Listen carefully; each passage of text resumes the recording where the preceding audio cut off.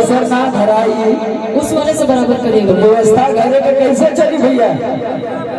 तो क्या कहता कि कैसे छनी पूरी रोजी रोटियां बेलाई। वो तो बात ठीक बा, लेकिन घरों के सर्विस जरूरी बा है ना?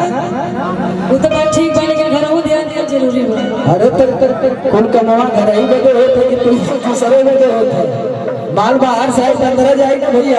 तो बाहर आ जाए घर सुखाए कर जाए तो ना चली, दोनों ने बराबर रखा। भाई देखा गिरी की बात से क्यों ऊपर ना हो कोई नहीं। हम तो मान ला छोट छोट आदमी है कि कैसे छनी पूरी रोज रोटियां बेलाई। अथन बेला नहीं लाई धन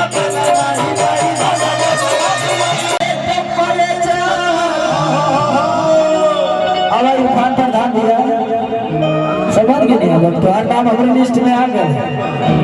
अब हम भुलाई थोड़ी रात भर को चला कि तू भागा वेला भले से तू भागा